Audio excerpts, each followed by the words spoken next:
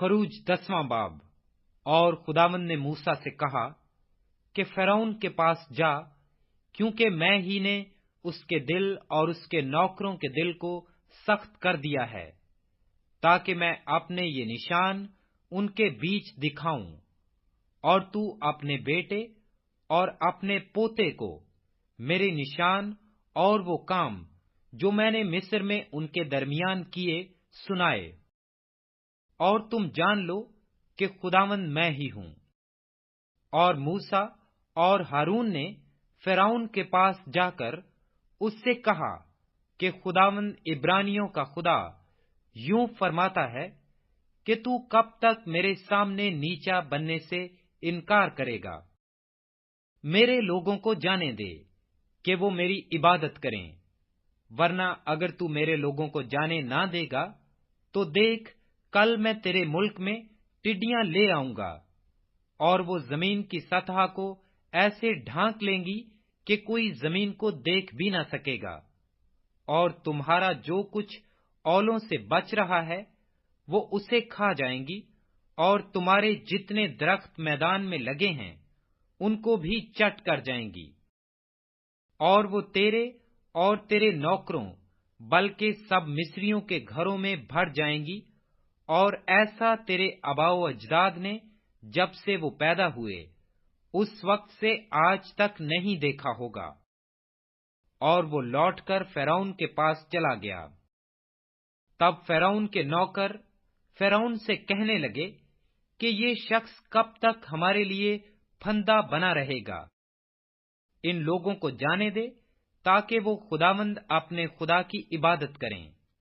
क्या तुझे खबर नहीं कि मिस्र बर्बाद हो गया? तब मूसा और हारून फ़िरौन के पास फिर बुला लिए गए, और उसने उनको कहा कि जाओ और खुदावंद अपने खुदा की इबादत करो। पर वो कौन कौन हैं जो जाएंगे?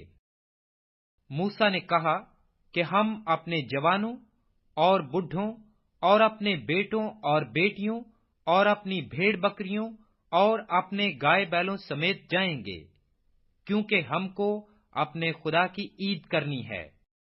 तब उसने उनको कहा कि खुदावंद ही तुम्हारे साथ रहे। मैं तो जरूर ही तुमको बच्चों समेत जाने दूंगा। खबरदार हो जाओ, इसमें तुम्हारी खराबी है। नहीं, ऐसा नहीं होने पाएगा। सो तुम मर्द ही मर्द जाकर खुदावंद की इबादत करो, क्योंकि तुम यही चाहते थे। और वो फ़िरौन के पास से निकाल दिए गए। तब खुदावंद ने मूसा से कहा कि मुल्के मिस्र पर अपना हाथ बढ़ा, ताकि टिड्डियां मुल्के मिस्र पर आएं, और हर किस्म की सब्जी को जो इस मुल्क में औलों से बच रही है चट कर जाएं।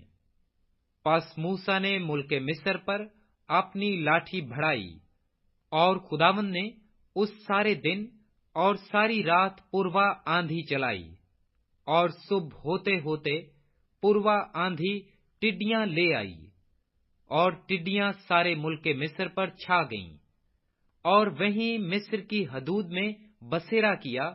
और उनका दिल ऐसा भारी था कि ना तो उनसे पहले ऐसी टिड्डियां कभी आईं, न उनके बाद फिर आएंगी, क्योंकि उन्होंने तमाम रुए जमीन को ढांक लिया, ऐसा कि मुल्क में अंधेरा हो गया। और उन्होंने उस मुल्क की एक एक सब्जी को और दरख्तों के मेवों को जो औलों से बच गए थे चट कर लिया, और मुल्के मिस्र में ना तो किसी दरख्त की न खेत की किसी सब्जी की हरियाली बाकी रही।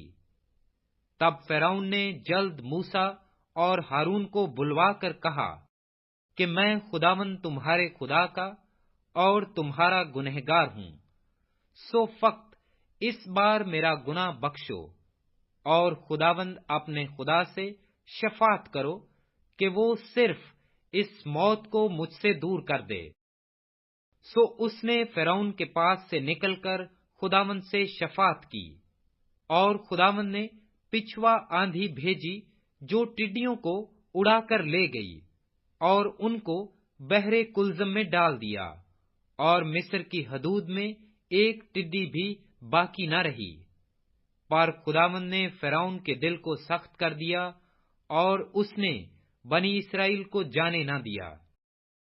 फिर खुदावंद ने मूसा से कहा कि अपना हाथ आसमान की तरफ बढ़ा, ताकि मुल्क मिस्र में तारीकी छा जाए, ऐसी तारीकी जिसे टटोल सकें।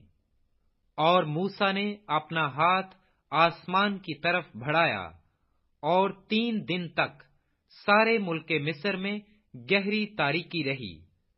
3 दिन तक ना तो किसी ने किसी को देखा और ना कोई अपनी जगह से हिला, पर सब बनी इसराइल के मकानों में उजाला रहा। तब फिरौन ने मूसा को बुलवाकर कहा कि तुम जाओ और खुदावंद की इबादत करो, फक्त अपनी भेड़ बकरियों और गाय बैलों को यहीं छोड़ जाओ, और जो तुम्हारे बाल बच्चे हैं उनको भी साथ लेते जाओ। मूसा ने कहा कि तुझे हमको कुर्बानियों और सौख्तनी कुर्बानियों के लिए जानवर देने पड़ेंगे, ताकि हम खुदावंद अपने खुदा के आगे कुर्बानी करें। सो हमारे चौपाए भी हमारे साथ जाएंगे, और उनका एक खुर तक भी पीछे नहीं छोड़ा जाएगा, क्योंकि उन्हीं में से हमको खुदावंद अपने खुदा की इबादत का सामान लेना पड़ेगा। और जब तक हम वहां पहुंच न जाएं, हम नहीं जानते कि क्या क्या लेकर हमको खुदावंद की इबादत करनी होगी, क्योंकि खुदावंद ने फिरौन के दिल को सख्त कर दिया और उसने उनको जाने ही न दिया। और फिरौन ने उसे कहा, मेरे सामने से चला जा और होशियार रह, फिर मेरा मुंह देखने को मत आना, क्योंकि जिस दिन तूने मेरा मुंह देखा तू मारा जाएगा। तब मूसा ने कहा कि तूने ठीक कहा है, मैं फिर तेरा मुंह कभी नहीं देखूंगा।